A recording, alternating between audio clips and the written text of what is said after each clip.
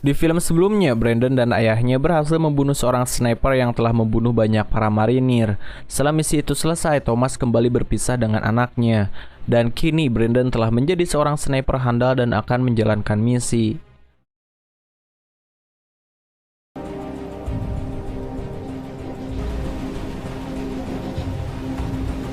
Sourcing targets now, sir.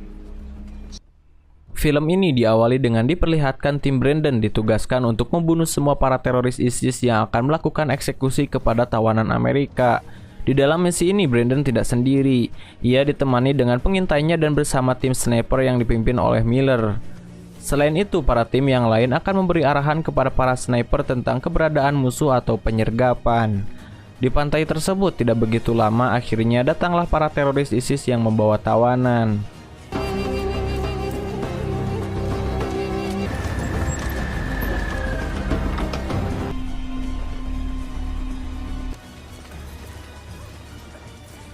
Sementara di sisi lain, para sniper sudah bersiap-siap dan membidik para teroris. Kemudian Miller memberi arahan kepada mereka untuk menahan tembakan sebelum perintah diberikan. Tidak lama, para teroris itu membuat tawanan ke tepi pantai untuk segera dieksekusi. Sebelum dieksekusi, mereka merekamnya sebagai satu peringatan terhadap pemerintah Amerika. Walaupun tidak dijelaskan motif yang terjadi di sini, namun sepertinya mereka membalaskan dendam terhadap pemerintah Amerika yang telah membersihkan teror ISIS dari tatanan dunia. Mengetahui teroris itu akan segera dieksekusi, sang kolonel akhirnya memberi perintah untuk segera melepaskan tembakan. Miller menyuruh Brandon untuk menembak duluan. Namun apa yang terjadi? Di sana para teroris malah memilih anak kecil untuk mengeksekusi tawanan tersebut. Tentu saja itu menjadi hal yang sulit bagi Brandon. Atas rasa kemanusiaan, mungkin ia berpikir mana mungkin tega ia membunuh anak yang tak berdosa. Akhirnya ia pun ragu-ragu untuk menembaknya. Temannya yang lain memperingati Brandon agar segera menembak anak itu. Rampage, take the shot now. No joy. Karena kesal, akhirnya salah satu dari mereka menembak teroris itu. Namun sayangnya tembakannya melenceng sehingga sang teroris pun berhasil membunuh salah satu tawanan. One hostage down, sir. Where's Pegasus? Dari sinilah kekacauan pun terjadi.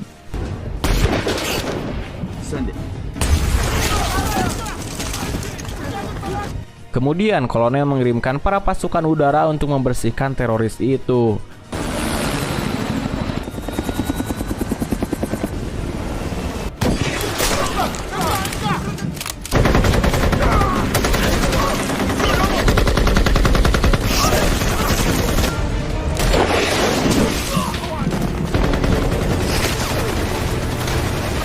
Walaupun mereka berhasil membunuh banyak teroris, tetap saja misi mereka dianggap gagal karena ada satu tawanan yang berhasil dibunuh oleh pasukan ISIS.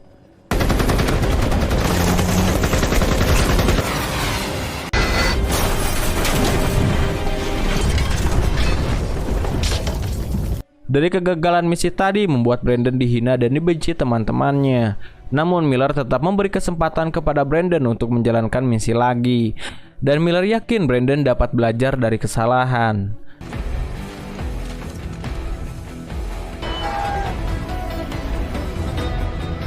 Scene kemudian berpindah ke kota Istanbul, negara Turki, di mana mereka kembali mendapatkan tugas. Di saat mereka sedang makan-makan, secara tidak sengaja teman wanitanya mengusik kegagalan Brandon dan menyebutnya junior. Tentu saja hal itu membuatnya kesal, namun ia sadar bahwasannya wanita selalu benar dan mungkin kalau dilawan juga pasti harus ngalah juga. Saat Brandon tengah meratapi kekesalannya, tiba-tiba ia bertemu dengan seorang wanita yang menurutnya cantik. Dari sikap wanita tersebut, sepertinya ia menggoda Brandon agar mengikutinya, dan akhirnya Brandon pun mengikutinya. Namun saat Brandon tengah mengikuti wanita itu, tiba-tiba ada seorang pria yang membawa senjata. Pria itu sepertinya akan menuju ke suatu tempat. Setelah mengikuti wanita itu, Brandon akhirnya bisa mengobrol dengannya. Dilihat dari raut wajahnya, Brandon sepertinya menyukai wanita itu. Mereka pun saling sedikit mengobrol dan kita akan diberitahu siapa wanita ini. Saat Brandon sedang asyik mengobrol, di sebuah gedung, pria yang tadi ternyata tengah mengincar Brandon.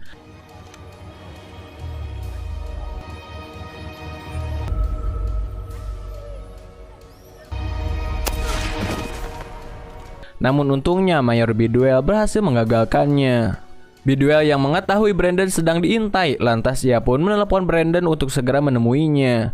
Brandon yang tengah berusaha agar mendapatkan nomor WA wanita itu harus digagalkan karena Bidwell mengajak bertemu. Setelah bertemu, Bidwell memberitahu Brandon bahwa Brandon telah dibuntuti oleh penjahat Suriah, yang mana mereka mengincar kepala Brandon untuk harga yang mahal. Karena atas informasi tersebut, Bidwell datang ke sini untuk melindungi Brandon.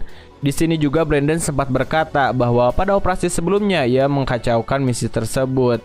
Namun Bidwell terus menyemangati Brandon untuk misi selanjutnya.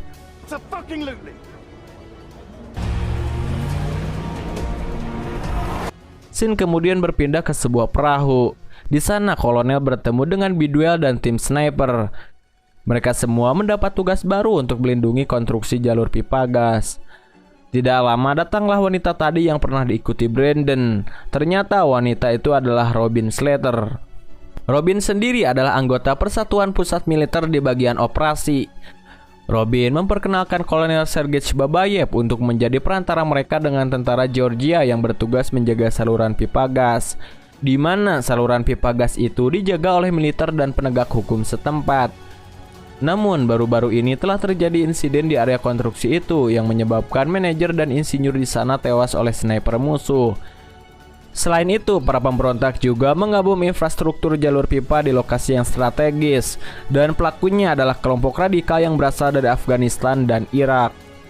Karena inilah mereka meminta bantuan tim kolonel untuk menjaga konstruksi tersebut dari para pemberontak. Kemudian kolonel melanjutkan pembicaraan tentang informasi yang ia dapat, bahwa intelijen telah melaporkan serangan ini. Ternyata serangan tersebut dipimpin oleh militan Afghanistan yang bernama Rosan Gazakov. Rosan sendiri pernah dilatih oleh pasukan khusus Angkatan Darat Inggris, dan dia juga memimpin kelompok jihad baru. Rosan merupakan seorang sniper yang sangat berbahaya, dan Rosan akan menjadi teror baru bagi mereka. Lalu Robin melanjutkan pembicaraan dengan tugas yang akan mereka jalankan, di mana 2 hari lagi akan ada kunjungan dari Kellyanne Grant, seorang pengusaha bidang migas, ke stasiun pompa Gaznab. Tujuannya untuk menemui kepala suku dan membicarakan masalah pembebasan lahan. Dan misi mereka adalah untuk menyingkirkan sniper musuh. Sedangkan tim Robin akan memberikan bantuan dengan pesawat drone, di mana ia akan mengintai dan meluncurkan rudal. Sedangkan kolonel akan memantau mereka dari markas operasi. Singkat cerita, mereka pun saling berpisah, di mana Major Bidwell juga akan pergi dari negara Turki. Georgia.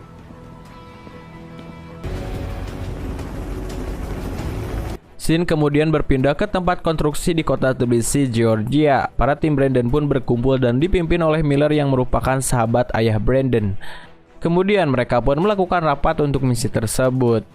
Robin menjelaskan terlebih dahulu tentang Kellyanne Grant, yang mana Grant akan memastikan bahwa pihak Eropa Barat tidak butuh gas Rusia dari pihak Ukraina, dan tentunya orang ini akan membawa perubahan yang sangat besar. Perjalanan Grant akan diawali oleh kontraktor Blackwater atau pasukan dengan senjata lengkap. Grant diestimasikan akan sampai pada pukul 7 sore.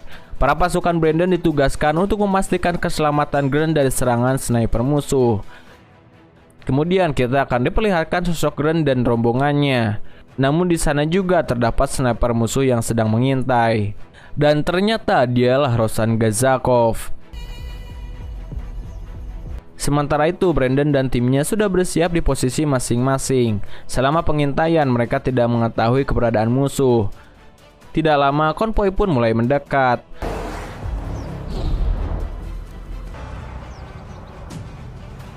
Tapi bahayanya, ternyata pasukan sniper musuh sudah siap untuk menembak rombongan Grant. Salah satu tim dari Brandon melihat pantulan cahaya yang memungkinkan itu adalah musuh. Tapi tiba-tiba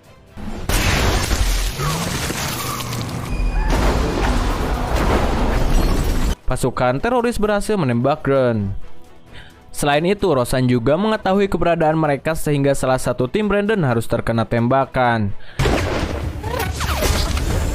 Jelas saja mereka panik dan heran kenapa pihak musuh bisa mengetahui posisi mereka. Padahal sedari awal pihak Brandon tidak mengetahui keberadaan musuh.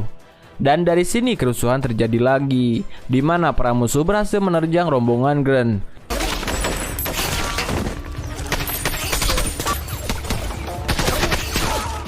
Sementara di markas operasi, Robin mengirimkan drone untuk mencari keberadaan musuh. Mereka menemukan sensor panas yang diduga itu adalah gerakan musuh. Sedangkan Gazakov kembali melumpuhkan tim Brandon. Take a closer look, sir. Di markas, mereka menemukan target dan langsung menurunkan rudal dari drone tersebut.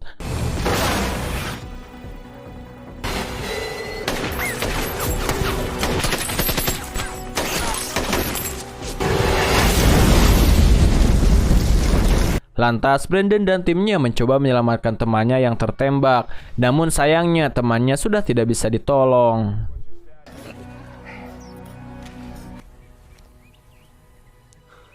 Di sisi lain, Miller dan Robin bergegas ke posisi musuh. Tujuannya untuk mencari keberadaan Gazakov. Tapi ternyata Gazakov berhasil lolos dari serangan rudal tadi. Miller menemukan satu peluru yang diduga milik Rosan. Dan rupanya Rosan menggunakan peluru anti-tank yang berukuran 14 mm. Dari kegagalan tadi, Brandon mempunyai asumsi bahwa ada pengkhianat yang membocorkan koordinat mereka kepada pihak musuh. Lantas ia mengatakannya langsung di hadapan Kolonel Babayev. Tentu saja sang kolonel tidak menerima dikata-katai seperti itu. Terjadilah adu mulut antara kolonel dan Brandon. Kemudian Miller mencoba melerai perkelahian mereka. Akibat asumsi Brandon yang menuduh Kolonel Babayev, akhirnya Brandon dikirim untuk masa percobaan ke Gunung Kaukasus. Di sana ia ditemani oleh seorang pria yang menjadi petunjuk jalannya. Jack of all trades, but for you, I'm your... Singkat cerita, mereka pun sampai di sebuah pos militer di pegunungan Kaukasus. Kedatangan Brandon ternyata langsung diberi ospek oleh para penjaga di sana, yang mana mereka adalah para penjaga jalur pipa gas terbaik di sini. Dengan skill dan arahan sang sutradara, Brandon berhasil menghabisi mereka semua.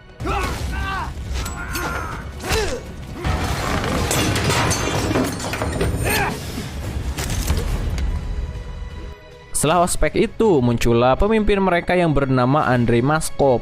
Kemudian Andrei menyambut Brandon dengan menyediakan hidangan. What you pursue is much bigger than one man. Setelah itu, mereka pun menjalankan misi patrol rutin untuk mencegah dari para pencuri ceknya, di mana para pencuri itu sering mengambil data satelit. Dan benar saja, terlihat beberapa pembadog yang sedang melakukan operasi. Pada awalnya Andrei akan menebak mereka, namun Brandon mengusulkan untuk menangkap mereka, karena Brandon meyakini bahwa mereka hanyalah pencuri dan bukanlah target tinggi mereka. Lantas Andrei mencoba Brandon untuk memperlihatkan bagaimana ia menangkap para pencuri itu. Ditemani bawahan Andrei, Brandon mencoba mendekati para pencuri itu. Namun ternyata pencuri yang membawa senjata itu adalah seorang wanita. Wanita itu mengatakan kepada Brandon agar tidak menembaknya. Dan dari sini rasa kemanusiaan Brandon muncul kembali. Ia kembali ragu-ragu untuk menyerang wanita itu. Padahal sudah jelas wanita itu membawa senjata dan pasti akan membahayakan mereka. Karena tidak ingin ada resiko, akhirnya Andrei menembak wanita itu. Dan dari sini terjadilah kekacauan lagi.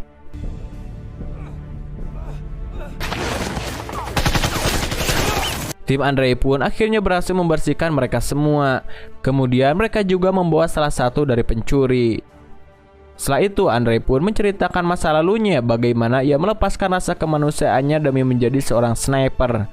Jadi pada masa itu Andrei mendapatkan hadiah 3 misi pada perang ceknya pertama. Dan kesuksesan itu bermula ketika pada suatu hari di mana Andrei sedang melakukan tugas bersama timnya. Di saat itu ada anak kecil datang yang sepertinya membawa makanan. Namun Andrei melihat bahwa anak itu ternyata membawa bom peledak. Dari sini nurani Andrei berkata mungkin anak itu hanya ingin mengembalikan bom tersebut kepada para tentara. Dari sini juga tentu saja membuat ia ragu untuk menembak. Dan faktanya ternyata anak tadi memang akan mengebom pasukan Andrei. Dari kejadian itulah Andrei membuang rasa nurani kemanusiaannya untuk menjadi seorang sniper. Dari kisah Andrei secara tidak langsung memberi nasihat kepada Brandon agar menghilangkan rasa nuraninya tersebut. Kemudian Brandon diberi kabar oleh Miller bahwa mereka tidak mendapatkan Gazakov di pegunungan Ridge. Ternyata dia hanyalah saudara iparnya Gazakov. Dan malam ini mereka akan melakukan misi lagi untuk menyisir jalur pipa. Brandon mengingatkan kepada Miller untuk hati-hati terhadap Kolonel Babayev. Terlihat Robin melihat Miller dengan gelagat yang curiga.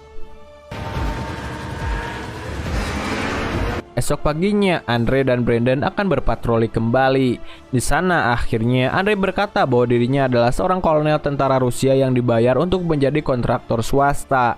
Sedangkan di sisi lain terlihat Said dan rekannya sedang memasang bom ranjau.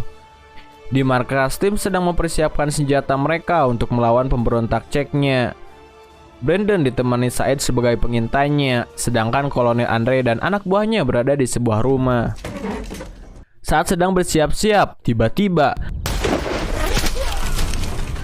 salah satu sniper musuh berhasil menembak tim yang berada di menara. Bagusnya Brandon mengetahui lokasi musuh, dan dengan sigap Brandon berhasil menembaknya. Di rumah, Andre mencoba membidik dan melumpuhkan musuh. Namun tak diduga ternyata jumlah mereka terlalu banyak. Di sini Andre berusaha menahan dari serangan mereka.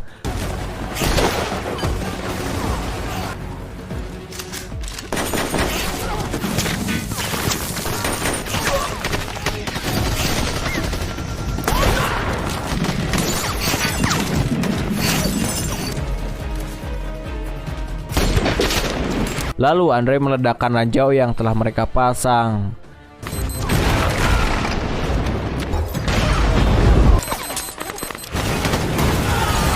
Tapi bahayanya pihak musuh mempunyai RPG dan menembakkannya ke arah rumah.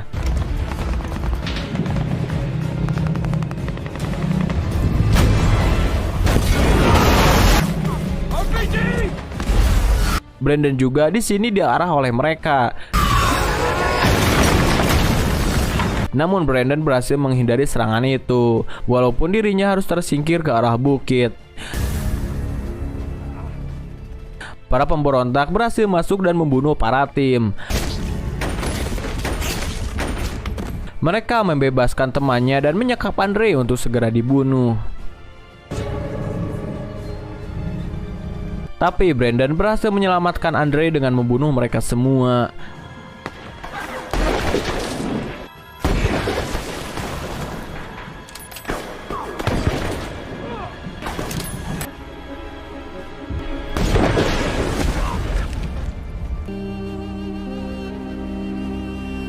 Setelah itu Andre sangat berterima kasih kepada Brandon. Tidak lama datanglah drone yang melewati ke sana. Karena misi ini berhasil, Brandon ditarik kembali dari masa percobaannya. Brandon kembali ke markas Miller yang berada di Georgia. Ia akan dibantu oleh seorang kontak untuk bertemu langsung dengan Gazakov. Di sini Brandon hanya diberi waktu 36 jam untuk misi ini. Pria buta ini akan menuntun Brandon untuk menemui dan menantang Gazakov 1 lawan 1. Selain itu, Brandon juga ingin tahu siapa orang yang telah membocorkan koordinatnya. Lalu pria buta itu menyerahkan satu kotak yang berisi sisa tubuh saudara Gazakov yang tewas terkena serangan nuklir. Mereka berencana untuk menukarkan sisa tubuh itu dengan sedikit informasi dan mengajaknya bertarung. Singkat cerita, perjalanan pun dilakukan. Bukit dari bukit mereka lalui. Ada sebuah drone yang mengapung di area mereka, tidak lain untuk mengawasi pergerakan Brandon. Sampai di sebuah bukit, pasukan pemberontak mengepung Brandon. Kotak ini meminta Brandon mengangkat tangannya dan memberikan kotak itu kepada mereka. Pemberontak itu berterima kasih karena mereka bisa melakukan pemakaman yang layak untuk saudaranya. Di pusat kontrol mereka mendeteksi bahwa banyak musuh di sini dan mengirakan ini adalah markas mereka, di mana tempat Gazakov bersembunyi. Brandon meminta mereka menyebutkan orang yang memberitahu mereka koordinat snipernya. Namun pasukan pemberontak mengatakan itu hanyalah sebuah hadiah dari Tuhan. Brandon melihat salah satu dari mereka yang menggunakan laptop dengan jaringan satelit. Gazakov langsung marah dan mengatakan bahwa dirinya tidak bohong. Lagi-lagi di sini Brandon tidak mempercayainya. Kolonel yang melihat serangan dari Gazakov langsung meluncurkan rudal dari drone-nya.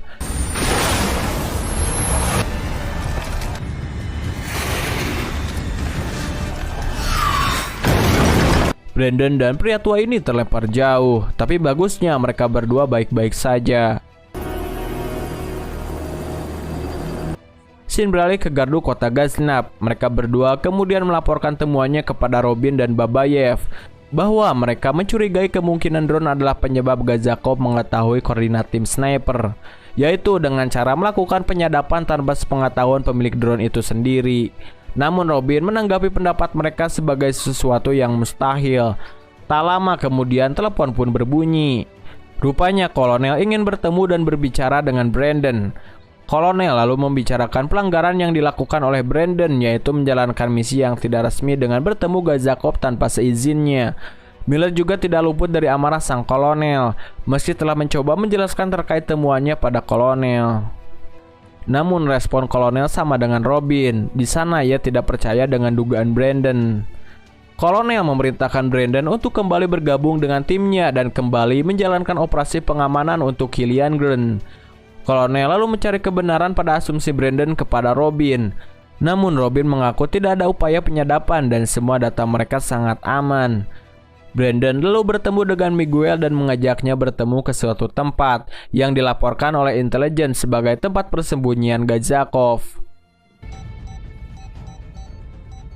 Para tentara Georgia berpatroli mencari tempat yang memungkinkan dihuni oleh Gazakov dan anak buahnya. Tidak ketinggalan drone juga terbang mengitari langit memantau situasi dari ketinggian. Dan ternyata kecurigaan Brandon kali ini memang benar. Anak buah Gazakov menyadap drone untuk mengetahui lokasi persembunyian musuhnya. Ternyata mereka selangkah lebih cerdas dari tim Amerika. Setelah mendapat informasi posisi tim Brandon dari anak buahnya, Gazakov segera membidik target dan mengatur settingan teleskopnya. Ia mulai membuat pancingan untuk memancing sniper dengan menembaki tentara Georgia. Setelah menembak beberapa tentara Georgia, anak buah Gazakov menemukan posisi Gina, yaitu salah satu tim dari Brandon.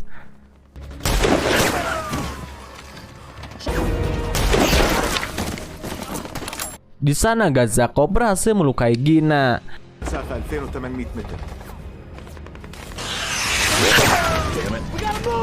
Brandon segera memberitahu Miller dan yang lainnya untuk segera membuang rompi mereka yang berisi GPS, karena GPS itulah yang membuat Gazakov mengetahui posisi mereka. Mereka lalu segera meninggalkan lokasi dan mencari pertolongan darurat untuk Gina. Robin dan Kolonel Babayev juga datang menyambangi lokasi dan ingin melihat apa yang sebenarnya terjadi. Brandon kembali mengingatkan perihal drone dan GPS yang menyebabkan Gazakov dapat melacak persembunyian mereka. Namun Robin lagi-lagi tidak percaya dan menyuruh Brandon untuk berhenti menduga-duga soal drone. Kali ini Miller memihak kepada Brandon karena ia telah mengalami kejadiannya secara langsung. Kolonel lalu kembali menemui mereka dan meminta keterangan di lapangan. Miller menceritakan semua yang dialami timnya, di mana ia merasa dijebak dan Miller juga merasa bahwa dugaan Brandon ada benarnya. Mendengar laporan Miller, kolonel juga setuju dengan tindakan mereka dan mereka akan membalas juga dengan balasan yang lebih keras. Esok harinya mereka kembali mengadakan pertemuan dengan Killian Grun, membahas rencana melawan serangan yang akan dilancarkan Gazakov esok harinya. Dan kedatangan Killian Grun ingin melihat langsung bagaimana Miller dan timnya bekerja. Melihat keterbatasan pasukan, Killian Grun mempertanyakan jumlah pasukan yang diterjunkan ke lokasi tersebut. Robin lalu menjawab dia akan menambahkan sejumlah drone untuk menutupi keterbatasan jumlah personil. Mendengar ucapan Robin, Miller mempertanyakan kembali rencananya. Ia mengingatkan kemungkinan terburuk yang ditimbulkan jika dugaan Brandon benar. Tapi dengan optimis, Robin yakin kalau Gazakov tidak mungkin bisa melakukan hal tersebut. Miller kembali menimba ucapan Robin yang sangat optimis. Namun ternyata kolonel masih membela Robin. Kemudian mereka berangkat menuju kantor pusat Gaznab dan tempat yang diduga sebagai permulaan Gazakov melancarkan aksinya. Di pihak lain, Gazakov dan anak buahnya sedang berunding perihal serangan mereka. Ahli IT Gazakov telah mengetahui tim sniper telah meninggalkan Gaznab. Di sini Gazakov telah mengatur siasat untuk mengecoh mereka dengan membuat informasi palsu agar mereka percaya Gazakov akan memulai serangan di Kebuleti. Sementara Brandon mulai curiga akan siasat Gazakov. Ia mulai mengkhawatirkan kantor pompa Gaznab yang sangat rentan dengan serangan, sebab dikerahkannya seluruh personil ke Kebuleti. Miller menilai asumsi Brandon ada benarnya. Mereka pun kembali berbalik arah dan kembali ke Gaznab. Di Gaznab terlihat pasukan Gazakov benar-benar telah tiba. Gazakov dan anak buahnya telah siap dalam posisi standby seraya memberi instruksi pada pasukan penyerbu untuk menangkap Killian Grun hidup-hidup. Sementara dari dalam ruangan, Kolonel mulai curiga dan khawatir dengan keadaan saat itu. Ia merasakan firasat yang kurang baik. Namun Robin masih tetap optimis dan masih percaya terhadap laporan tim IT-nya. Sedangkan situasi di luar, pasukan Gazakov mulai melancarkan serangan.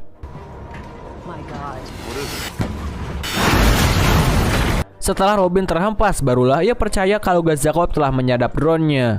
Ia lalu menelepon kantor pusat komando untuk membatalkan semua penerbangan drone yang direncanakan sebagai misi pengintaian.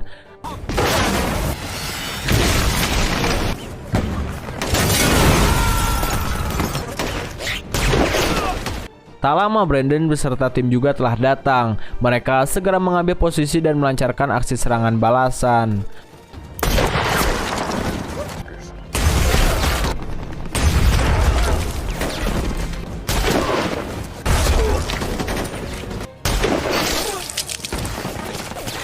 Setelah cukup lama memantau, Brandon berhasil menembak mati pengamat dan ahli IT Gazakov.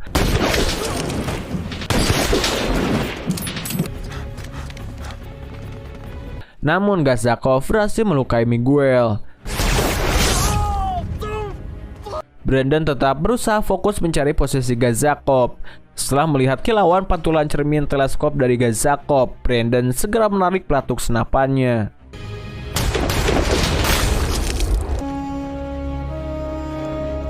Mengetahui begitu, pimpinan mereka telah terbunuh. Anak buah Gazakov segera berlari ke mobil dan meninggalkan lokasi. Miguel lalu ditangani oleh tim medis. Sementara Miller lalu mengucapkan selamat perpisahan untuk Brandon. Ia kagum kepada Thomas Beckett sekaligus pada Brandon yang memiliki keberanian dan nyali. Di akhir film, mereka berempat kembali berkumpul menikmati hidangan dan keindahan kota Istanbul. Kolonel lalu menghampiri dan memberitahu mereka mengenai tugas baru kolonel yang akan terjun langsung dalam operasi lapangan. Tujuannya untuk mengawasi mereka agar lebih baik. Namun ia juga membawa Robin untuk bertemu dengan Brandon. Dengan rasa malu, Robin mengakui kesalahannya dan membenarkan Brandon. Tapi Brandon memaklumi kesalahan Robin. Ia lalu mengajak Robin untuk minum-minum, dan Robin dengan senang hati bersedia menerima tawaran Brandon. Oke lah dulur, dan film ini pun udahan bor.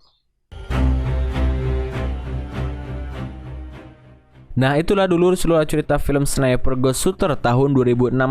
Jika ada kesalahan maupun saran silahkan tulis di komentar. Sekian dari saya Steve Dul Austin, unjuk diri dan mengucapkan terima kasih.